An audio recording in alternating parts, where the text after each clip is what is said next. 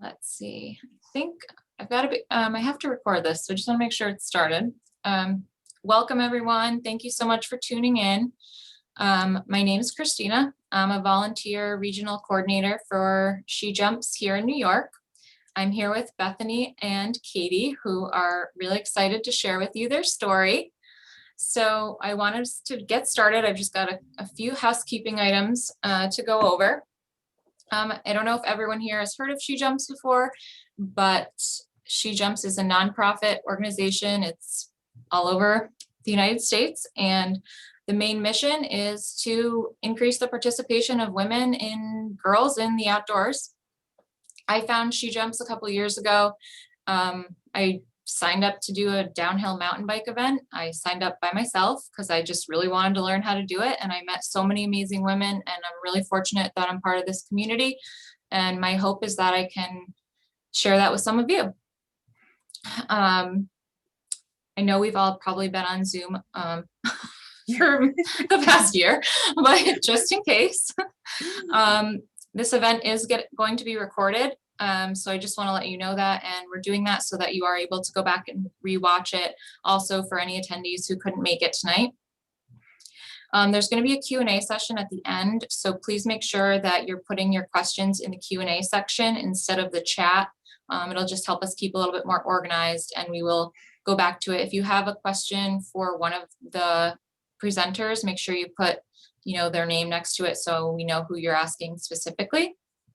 And I know you're all anxious to hear from Bethany and Katie, so without holding this up any further, thank you guys so much for being here, and take it away. All right, I'm going to thank you, Christina. We are so excited to be here. I'm going to bring up our PowerPoint, hopefully. We've been having some wonderful Zoom fiascos, but I think this is working. Okay. Awesome. All right. So my name is Bethany Garretson, and I'm here with my wonderful partner, Katie Rhodes, and we are going to talk to you about making some history in the Adirondack Mountains. And this is about the 46th Unsupported Thru-Hike, and part one, because we're going to be back on February 18th to talk to you more logistically of how we did it. But today is what we did. So, hi again. My name is Bethany Garretson, and a lot of people call me B. And I am a professor full-time at Paul Smith College. And I know some of my students are on tonight. So hi, everyone. Excited to be here. I also teach a class at Clarkson University, and I specialize in environmental studies and rec classes. So I get to teach students how to camp outside. I teach wilderness therapy. I teach winter camping and a bunch of other wonderful things. I'm also a writer and a mountaineer and an advocate for environmental and social justice issues. And I'm really, really excited to be a part of She Jumps and just doing this presentation because it's a great mission behind it to get more diversity and inclusion outside. And I'm a lover of hats. Fun fact, going back to when I was just a wee little person and to today as a bigger person. And there's a photo of me out in Colorado with a group of Paul Smith students. We were doing an avalanche safety course and ski touring last March before COVID hit. And yeah, that was the last time I was out of state. So that's a little bit about me. Going to Katie. Awesome. Thanks, B. Hey guys, so my name's Katie Rhodes. I have a lot of extracurricular activities. I'm pretty busy. My what I call big girl job is as an industrial hygienist for SUNY Polytechnic Institute. So I primarily work out of the Albany location. And for those of you that don't know what an industrial hygienist does, I'm responsible for recognizing and mitigating what we call occupational hazards. So things like high noise levels, chemical exposures, biological exposures, radiation, things of that nature. So it's my job to keep people safe when they're at work so that they can go home and do all the things that they love. I'm also the public education director and Leave No Trace trainer for Adirondack Mountain Rescue, or AMR. They're pretty prevalent on Facebook and Instagram, so you may have heard of them before. I just recently took that role, so I'm really proud and excited about that. And if anybody has any specific ideas for public education content, things they want to see, gaps in that section of education, definitely let me know. Ping me on Instagram, and I'll try to fill those gaps, because that's what we're all about, is preventing search and rescue. So educating the public before they go into the backcountry. I'm also a New York State licensed hiking guide. So I take out, inexperienced folks and some experienced folks that just aren't from the area and don't want to worry about it. And that's wonderful, because I get to do what I love and get paid for it. I am an advocate for mental health awareness, as well as many other things that Bea had talked about, but that's my primary focus. And last but not least, I am a homesteader and a fur baby mama. So you can see two of my kiddos there on the screen. Avery, my black lab mix, she's a rescue, and then Luke, who is my rescue kitten that just wants to snuggle all the time. And apparently I've loved hats when I was a kid too. So that's why we get along. Me and Bea, we're tight over stuff like that. Yeah. Very simple things that hold us together: food and fashion. Exactly. Yeah. So I'll go into a little bit of history on the High Peaks. This is actually one of the classes that I teach at Paul Smith College, Adirondack Studies. And there are 46 high peaks in the Adirondacks. We're talking northern New York for people who are joining us from all over the country and the world right now. And in the early 1900s, there were 3 men who climbed them all between 1918 and 1924. And they did this from studying maps from Verplanck Colvin, who was a major surveyor in the area in the 1800s. And Grace became the first female to climb all of them. And Katie and I are very fond of Grace Peak. And she was the 9th 46er. So in the early 1900s, she was out and climbing. And the challenge to climb all 46 has just grown. It's grown and grown. It's like going off the charts today. The number of 46ers, so a 46er is a person who has climbed all 46 high peaks. And I should mention that the high peaks, when they were surveyed, they were seen to be over 4,000 feet, which, if some of you are out west, you're probably like, oh, those are teeny tiny little mountains. We have very rugged terrain out here. It is covered with roots and rocks, and the routes just go vertical. We don't have those beautiful switchbacks that a lot of you might have in Colorado and California. So lower elevation, we certainly don't have to worry about altitude with these mountains, but they do provide pretty hazardous conditions at times. So, but going back, these mountains over 4,000 feet, there's 46 of them in this cluster that you can see on the map. And today there's close to 13,000 46ers, and that has just doubled in the last 10 years. So again, it's becoming a very popular challenge to become a 46er. So the thru-hike that we completed in an unsupported fashion, it's something that was first established by 2 individuals that are pretty well known in the High Peaks, Jan Welford and Corey DeLaval. So they were the first known individuals to complete this unsupported thru-hike. And they were inspired to do this by a mentor of theirs that had passed away. So on September 15th, 2009, they completed the unsupported thru-hike. So without any assistance from the outside world, everything on their backs in 7 days, 14 hours, and 15 minutes. And their story kind of blew up. People got really excited about it because it's not something that had been attempted before, had been completed before. It was a pretty novel idea, and it just the beauty of it when they came back and they talked about their story and they showed their photos really intrigued quite a lot of people, including Bethany and eventually myself. From there, a number of other males actually attempted and some completed this challenge, but prior to our arrival on the scene, no female had completed it as an unsupported through hike. So they inspired quite a few people.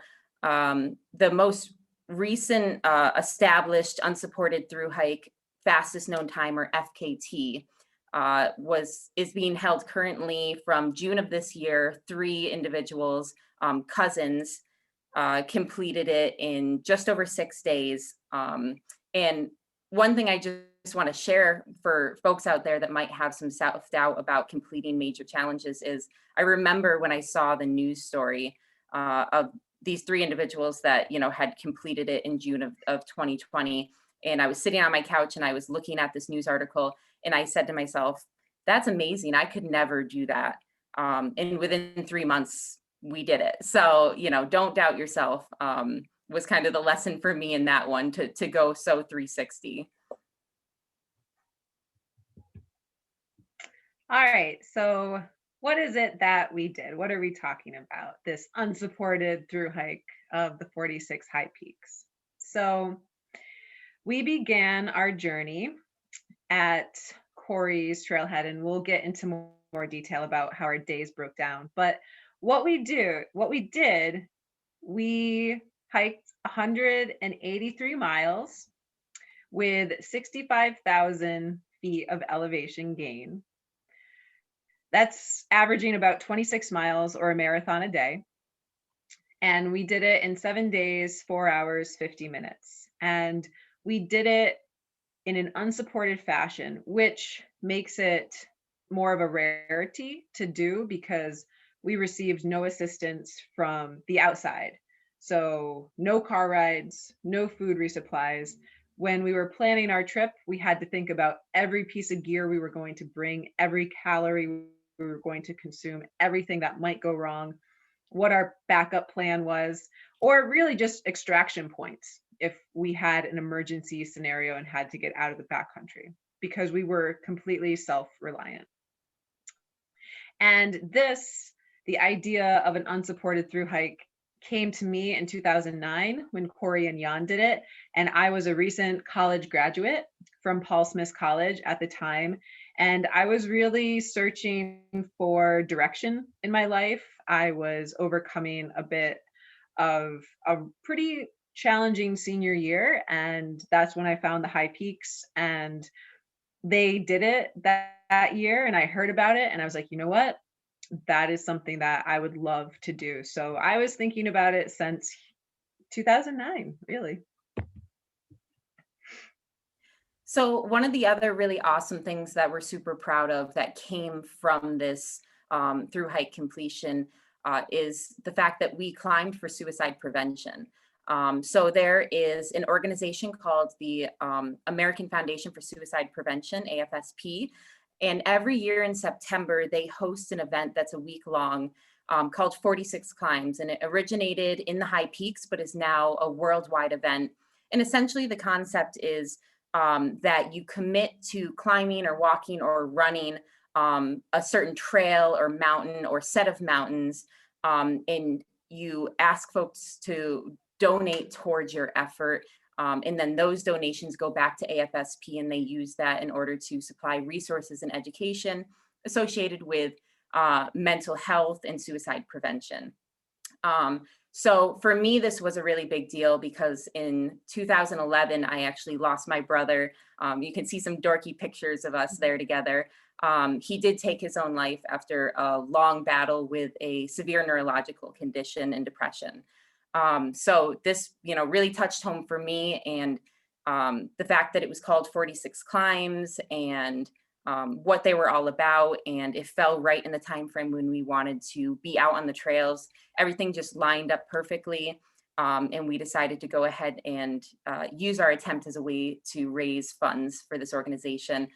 We started with a goal of $500. At the time, we didn't really realize that people were going to be so excited about what we were doing. I thought maybe family and friends would donate and think it was cool and that sort of thing. And I'm really happy to say that the fundraiser closed on December 31st, 2020, and we ended up raising over $4,000 for the organization. So that was just a really big win for us. Yeah. And thank you if you donated. Yeah, thank you. And following along. So we're going to go over this itinerary in a bit more detail, breaking it out day by day. And so this is just, a shot for you to see how our days broke out and the amount of mountains we did on each day. And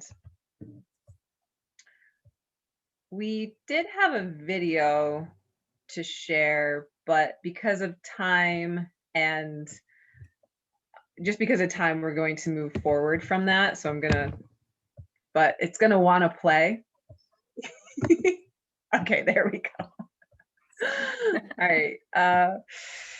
So going back to this day-to-day breakdown, it starts with the story of Katie and B and how we met, and we have become fast friends, and we have really known each other for a short amount of time. And it all began this past summer in June when Katie sent me a message on Facebook, and she asked me about the Thru-Hike. She had found my name on the internet because in 2016, I had attempted to do the Thru-Hike. And like I said, it had spoke to me since 2009 as something that I wanted to really try to do. So I put years of training into it, becoming a 46er, studying every part of the route. Come 2016, I felt I was ready to give it an attempt, and I went at it solo because I had trouble finding a partner who wanted to do it. So in 2016, I made it to day 5. I was more than halfway through, and the temperatures really began to soar upwards towards 100 degrees. And it was too hot for me to continue to push at the pace that I needed to go to break the record. So I decided to drop out of it. Since 2016 to 2020, I continued to look for a partner without much avail. And then I'd almost put this back on the shelf of maybe someday I'll do it. I don't know. I knew I didn't want to try to do it solo again. It was really mentally taxing. And I think having a partner is just a part of my preference, having been an athlete, a 2-sport athlete growing up. I played soccer and basketball, and I'm just used to teams and teammates and like that camaraderie. So it was fate, and this message came in, and I looked up Katie on Facebook, and she said right under her name that she liked to do things that were impossible. And I was like, I like the sound of her.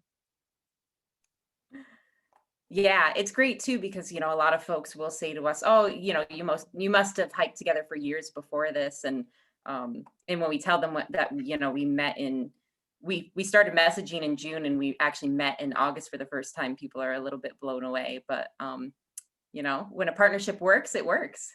Mm-hmm. And one of our big messages is always, representation matters. So I like to tell kind of my little story.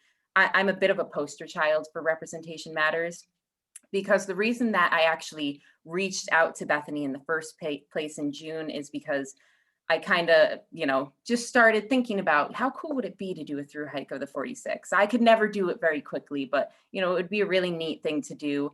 And I reached out to her because all I saw on all the FKT sites and anything related to the Thru-Hike was male names, over and over again. It was a man's name. It was a man's name. And I started to think to myself, maybe this isn't something that I can pull off. Maybe this isn't something I can do. And then when I saw Bethany's name and reached out to her and saw that she was receptive to my contact, that's when it became a possibility for me. And I've always believed representation matters, but I've never experienced it like that before, where it actually changed your mind and it changed your life and it changed your ability to do something or not. So I like to kind of share that with people. Definitely. And I see it every day when I teach and can't say it enough. It does matter to see yourself there and represented. So let's get into the days. Here we go. So Katie and I, we've come together. We've done some training runs in the high peaks in August. We actually helped with a backcountry rescue, which is a whole nother story in itself, but it was a bonding experience. And at the end of that day, which was almost like a 24-hour day, Katie and I just looked at each other and were like, yep, let's go do this thing. Let's give it a try.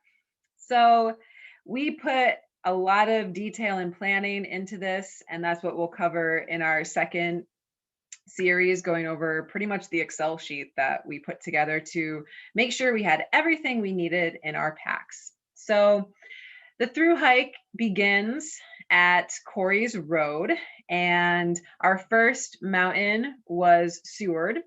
And it was a bit of a humid day. We knew we were going to be getting a good weather window coming through, but we still had some humidity. It was pushing out. We hit the ground running. You have so much pent up energy because you're trying to rest before this, which is hard for Katie and I to do.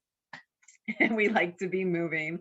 And you're just studying the weather, you're waiting to pull that trigger. And by the time we hit the trail, we felt that. And the through hike is not a sprint. It's not even close to a sprint. It's endurance. So we had to pull ourselves back a little bit. And our first day, we got 4 mountains, and that's, let's see, I'm looking at our photos. We're on Emmons, Seward. We had Donaldson that day and Seymour too. So unless you're familiar with the high peaks, you know, some of these names, they probably won't mean too much to you, but a lot of it has like historical reference to people who were in the area or a feature. So day 1, we camped at a lean-to and in the duck hole area. And we were feeling pretty good by the end of the day. I unknowingly had consumed a lot of caffeine on day 1 because Katie introduced me to this product called Tailwind, and I wasn't paying attention too much to the labels when I kept putting them into my water bottle, and they were all caffeinated. So I didn't sleep at all the first night. And I was pretty wide awake. But it turns out we didn't need sleep. Yeah.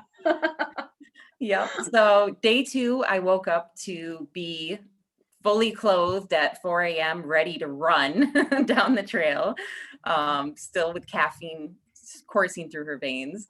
So that was a little bit of a concern, you know, when you don't get a good night of sleep. And, you know, like she said, it's a marathon, not a sprint. We did wonder how that was going to affect her performance in the days to come. Turns out that she's superhuman and she doesn't need sleep.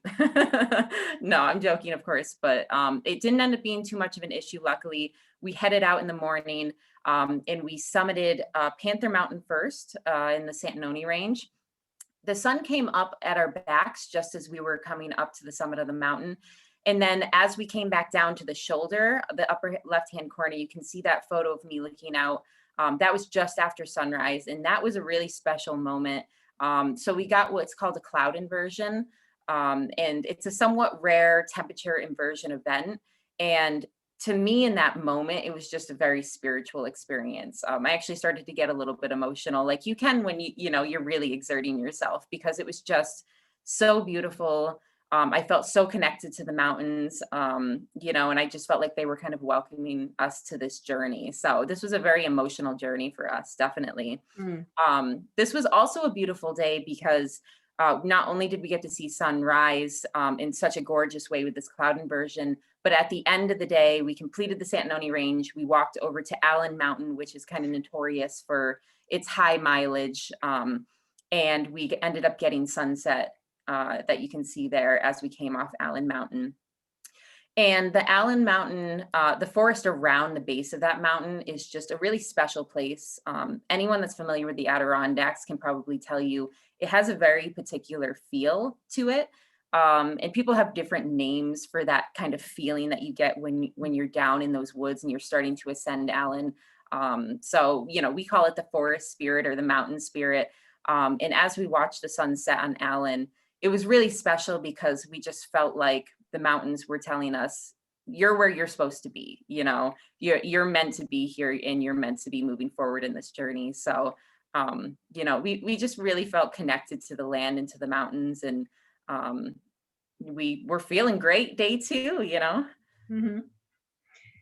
And you're so immersed in it. It's an amazing experience. Sometimes Katie and I get some constructive feedback or comments around, oh, you need to slow down and you need to really enjoy nature. And the thru-hike, you're not running. It's continuously, you're camping, coming off of Allen, you're looking at the stars, like you're going to bed at night, you're just in cycle with nature. So if anything, I would say it's one of the most intimate, like the most intense ways to experience the high peaks. And I would encourage anyone who loves to be out in nature to do this. And you can pick the amount of time that you want to do it, and you don't have to do it 7 days.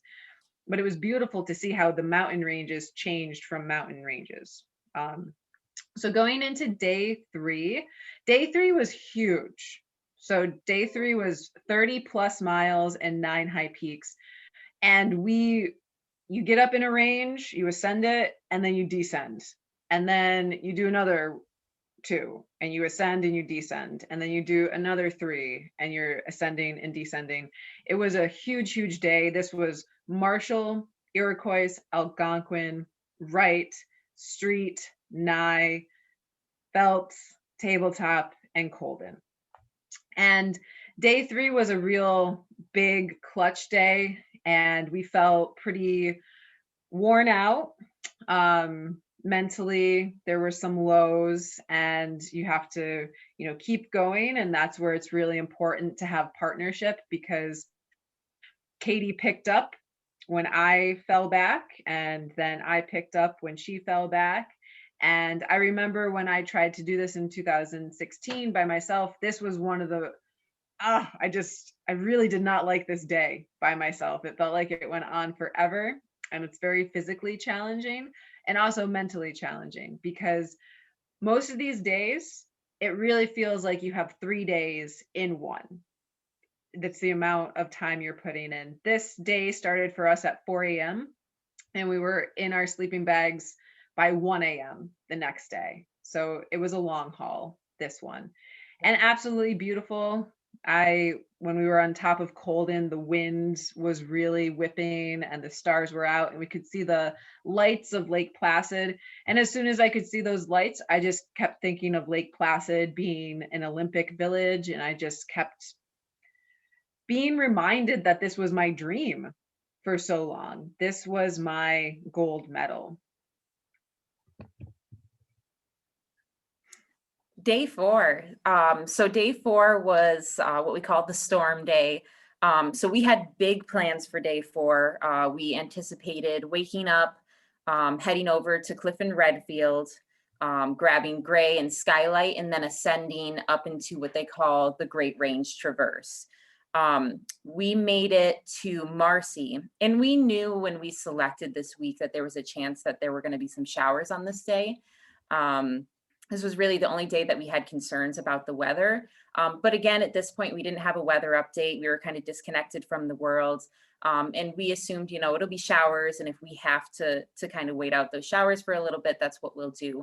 Unfortunately, the forecast had swung quite a bit. And we got to the summit of Mount Marcy, which is the tallest peak in New York. And just as we crested the summit, that's when the storm hit, because, Murphy's Law.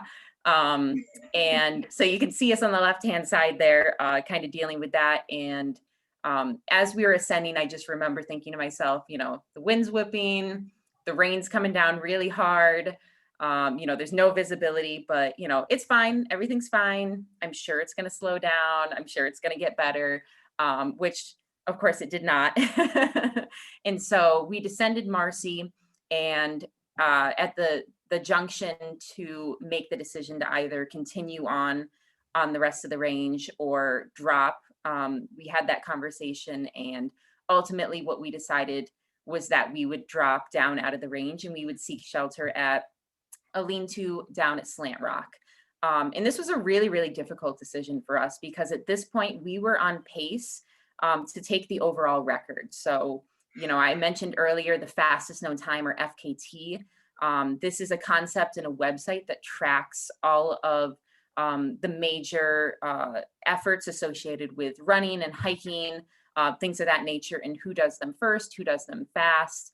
And it kind of tracks these sorts of things. And like I mentioned before, when I first looked into this through hike, I went on that website and I went to the section on the 46 through hike, and I saw, men's names one after the other. And there were no female names on the board, and there certainly were no female names that were faster than the men. And that was ultimately our goal. And we were on pace to do that, to take the overall record until the storm hit us. So we had to make that decision. Do we stay safe or do we stay fast? And there was definitely a moment, we can't deny it, where we thought, we had kind of that summit fever feeling where it was like, we don't want to give it up. We're on pace. We've worked so hard to this point, but ultimately we were really proud of ourselves for making the call. We need to drop.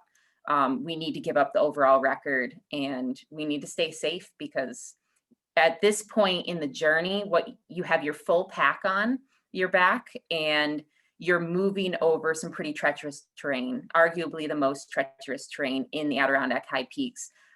We were set to shortly after this point go over the Saddleback Cliffs, they call them, which is just a very, very steep cliff section of rock with our full packs on our backs, pulling us backward with a full downpour, of very wet, cold rain and high winds. And we just said, it's not that important.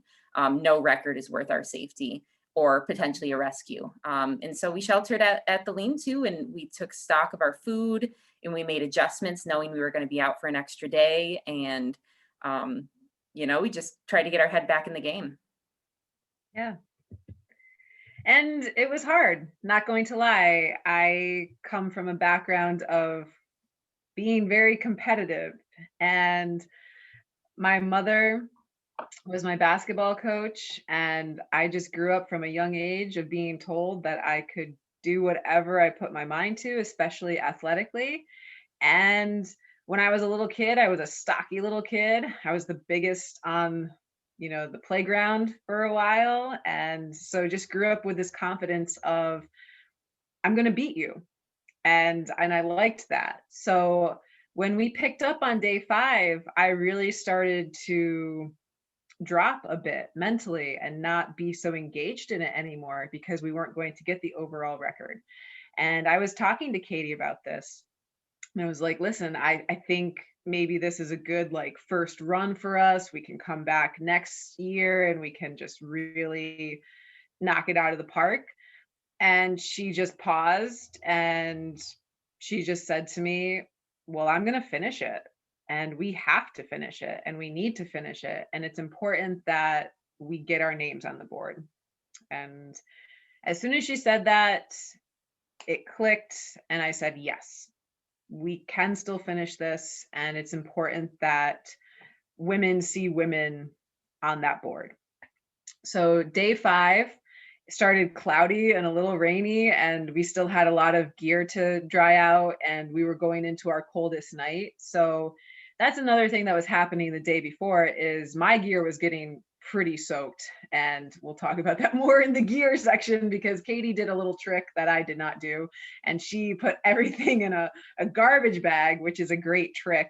Whereas I was just using a pack cover, but that was getting whipped around so much that my stuff was just getting wet.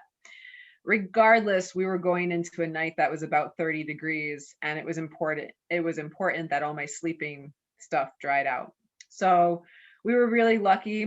About halfway through the day, or a little bit into the late morning, the sun came out, and we were able to, on open summits, lay out all our gear, and it dried out. Because something about the Adirondacks and where we are from, it is very dense with trees. You can see that right there. Even at the higher elevations, you still have a lot of tree coverage. So you're not going to be able to dry stuff out very easily once you get back into the trees. So it was important that we hit the sun when we were up in the range. So we did. By the end of the day, we were having such a great time. We were laughing. We were back in it. We were on the same page. We had overcome a lot through the storm. The storm was that like movie scene where the movie starts and it's like, we have to go down. And then the characters overcome that moment. And it really was. So by the time we got on Lower Wolf Jaw, we were just like, we got this, and we're rock stars, and we're feeling really comfortable and confident. And then day 6 comes. Yeah, we thought we were out of the woods, but not literally, but figuratively. Yeah. But no, there was a lot of adversity throughout the journey, and I think that's kind of the beauty of it as well. So day 6, we woke up, and I was starting to have a little bit of an issue with my right quad. It was just a little bit angry. It was a little bit tight. We were out in some pretty intense sunshine the day before up on the Great Range. It's very exposed and there's not a lot of water sources. So I probably got a little low on hydration and electrolytes and things like that. And obviously, you know, we were using our muscles pretty vigorously throughout this journey. It's a lot to ask of your body.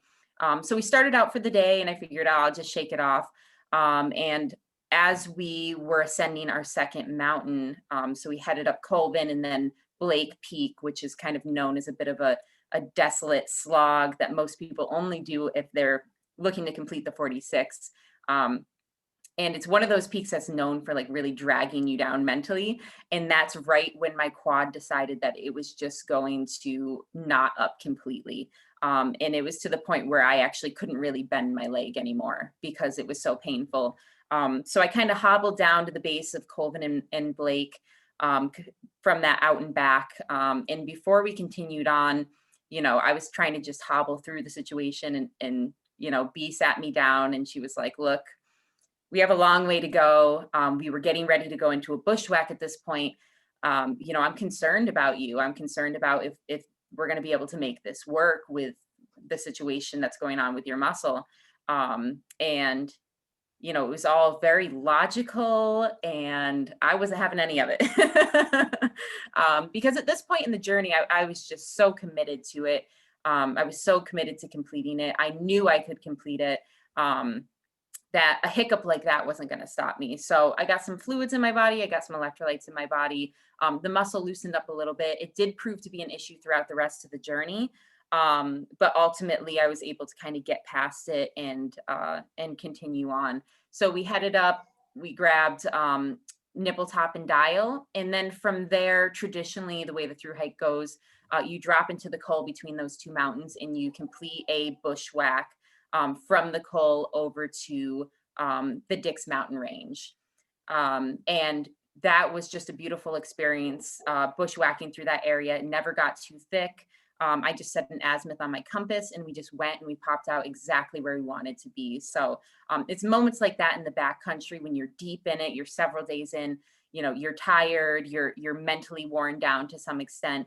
And then you need to facilitate this skill, this, you know, complex technique, and you just get it done and you work together as partners. And it's just really beautiful when you're able to kind of pull that skill out of yourself and make it happen.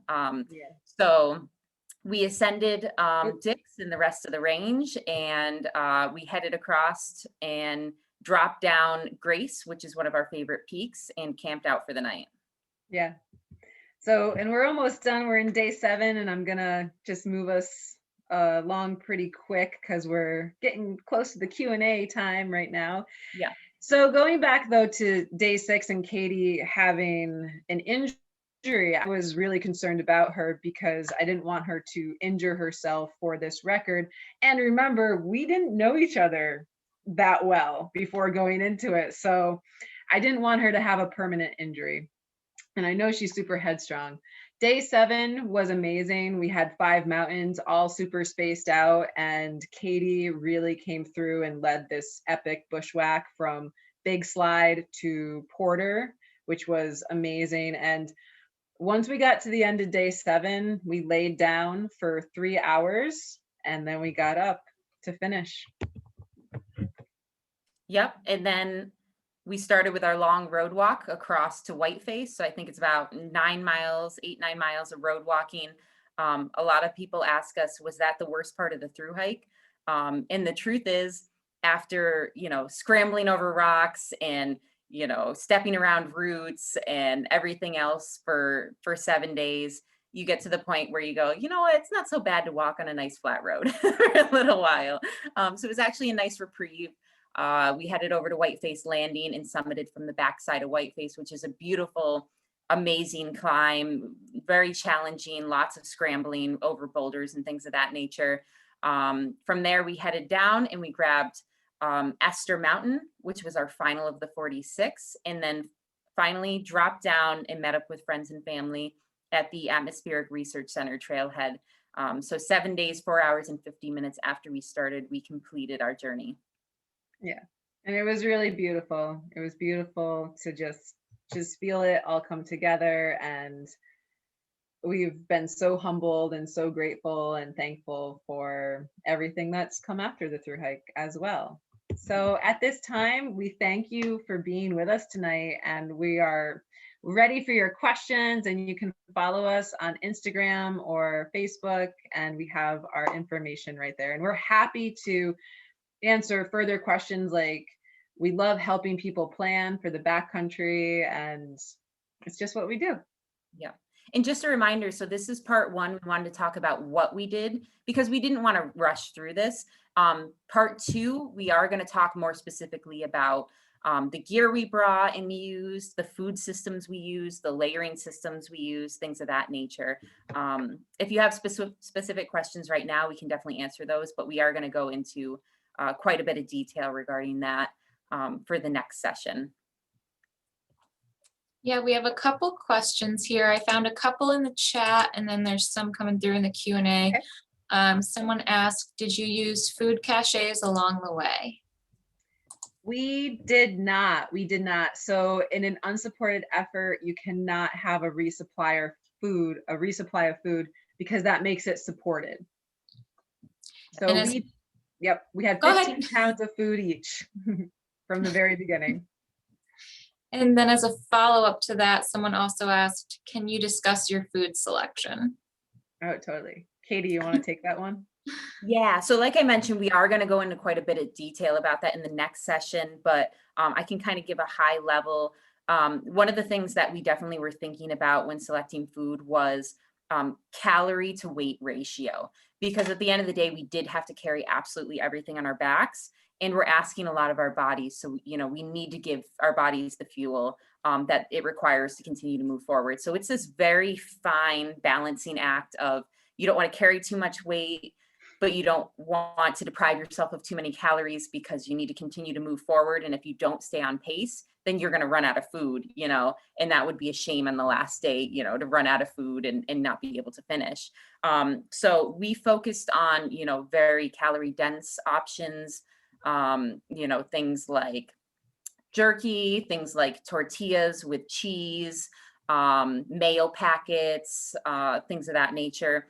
One of the other big wins for us was, as Bethany mentioned earlier, Tailwind.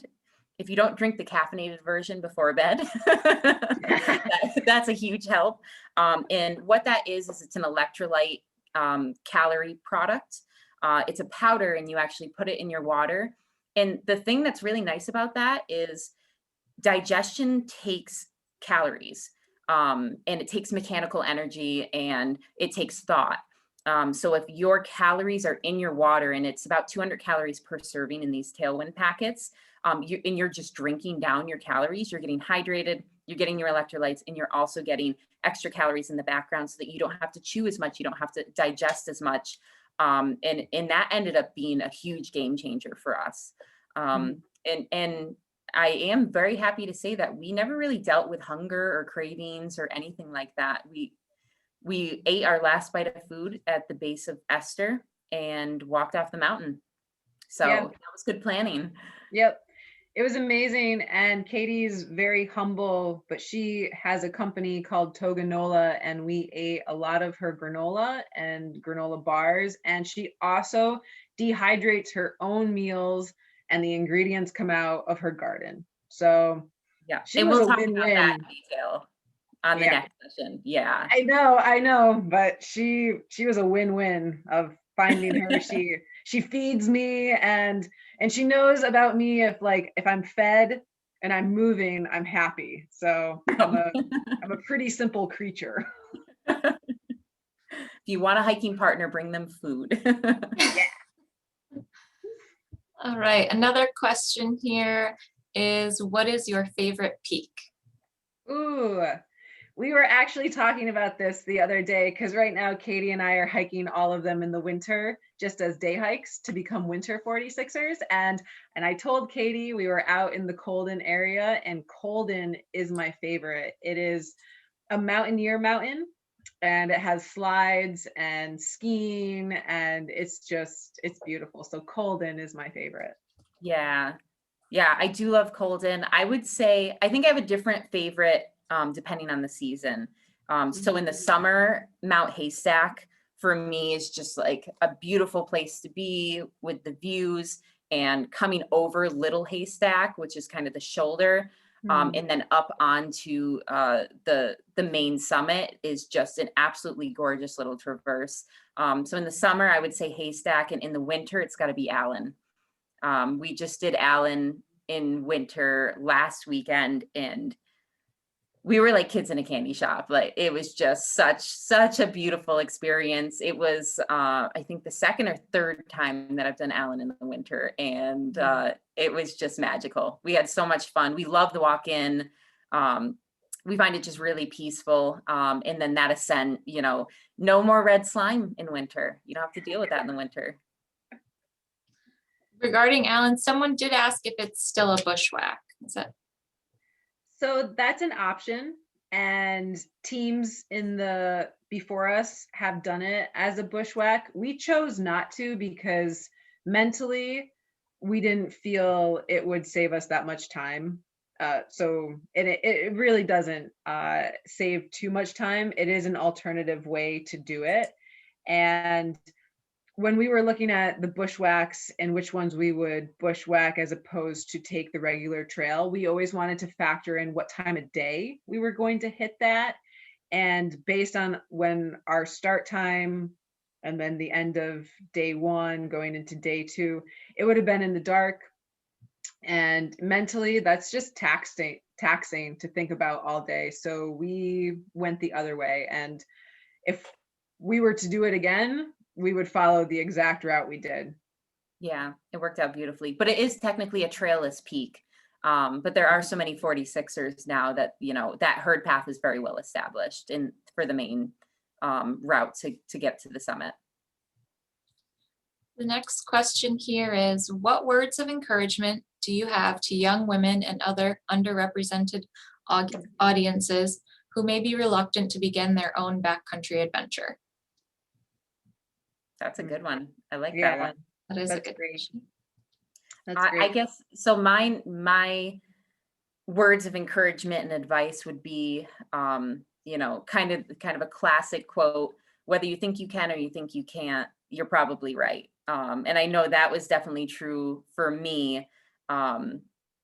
Just not thinking it was something within my scope, and then meeting Bethany and having her convince me, no, you can do this. You have the skill, you just need to decide that you're going to do it. And her belief in me is what got me through the thru hike. And so I'd like to think that, the way that we speak up about diversity in the outdoors, and in hope to reach out to women and people of color, and LGBTQ individuals, and help them get into the backcountry and convince them that they are welcome there and that they are supposed to be there. Hopefully I can pass that along. What Bethany did for me, I can pass along to someone else, and I'm really excited to do that. Yeah. And my message around that is we all need to be having this conversation, and we all need to be extending that hand, because what I find it to be is that one link, and keep looking for that one link. Don't give up if you haven't found it yet. It is there. There are hiking groups of all diverse backgrounds. They exist. They're all over the country. and maybe you haven't found it yet. So reach out on social media, reach out on Instagram or Facebook, Google, and try to find that one person, that one link that is going to help you feel safe, because it's a feeling of safety. It's going out there with someone who you relate to and you feel comfortable with. And then you will find that this network just grows and grows and grows. And that the hiking community is I feel personally, is a very welcoming community. However, at the beginning, you can feel intimidated just on the basis of, well, I haven't hiked a high peak yet. So what right do I have to like show up here and try to do this? I felt that way too. I was once a novice. I once, stumbled under the weight of a full pack, and I was like, I can't do this. And I've had those thoughts.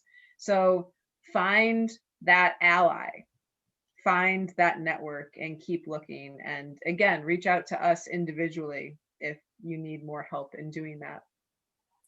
Yeah, and She Jumps has different Facebook groups for whatever region that you're in, the Northeast, the Rockies, out West, or the Southeast. Please look into one of those groups, because there's always people that are willing to bring you in. And we have everything from very beginner activities to as advanced as you want to be. So I highly encourage you to check out some of that information as well.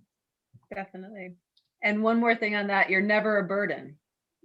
Ask for help. Yep, that's a great point.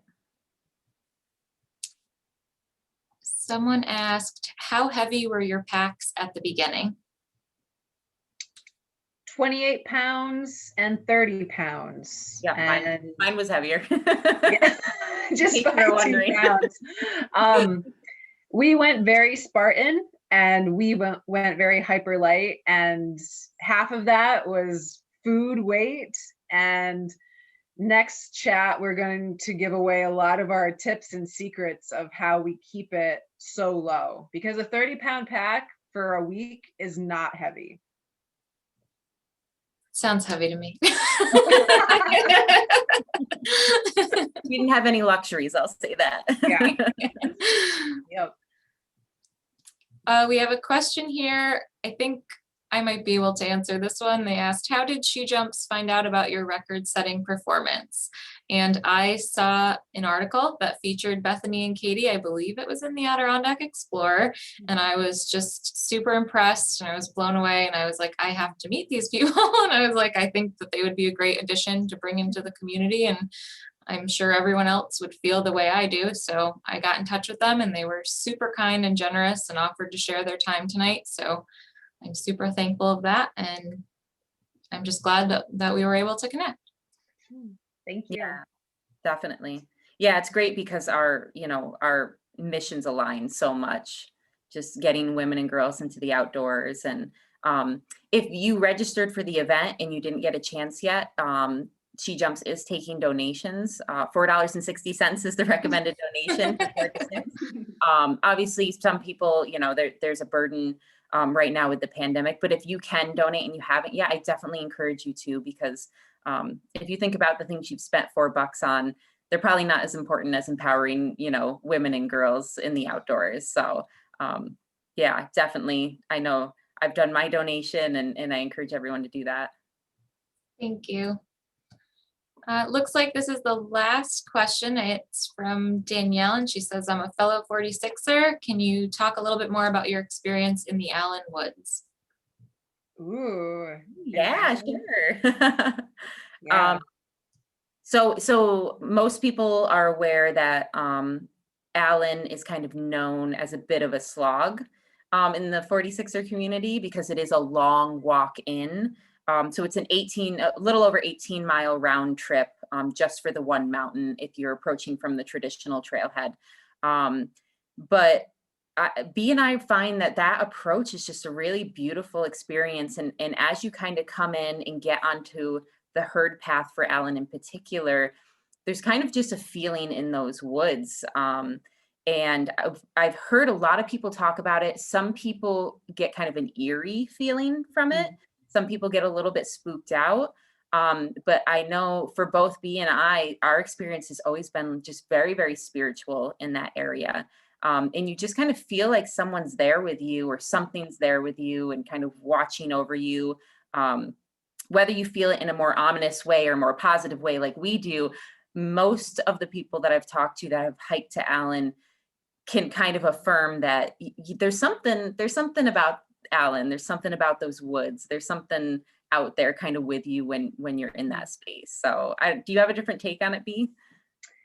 I like it for the remoteness, and there's amazing history out that way. So if we're going to go into the little supernatural side of it, there's a lot of old mines out there. Some of them are still active. There's the ghost town of Tahoe that's not too far. And then there's been some like Bigfoot sightings out in that area. And you know, I think a lot of times the more remote areas play into our imagination a bit more. I feel very connected to Allen and the slide. And in the fall, it's beautiful because there's cedar trees on the slide, which cedar trees in general are rare in the Adirondacks. And the water, and especially at that elevation, they're rare. And it's because there's that slide and that stream. And then there's very beautiful blue mountain flowers in the summertime, late August too. So I have a lot of great memories with Allen and hiking with people I love out at Allen too. So I know that's part of it. And it's a fun challenge, you know? Yeah. That's great. Well, I think those are all the questions that I had so far. So Awesome. I just thank you both so much for, being here tonight with your time. And I encourage everyone to check out the next event that's on 2/18. And if you have any other questions, please feel free to get in contact with one of us, post in the Facebook group. Thank you all for coming tonight. I really appreciate it. I know it's a lot virtual stuff right now. Everyone's doing it. So I appreciate your attendance, and I hope you guys all have a really good night. Yes. Thank you Thank you all for so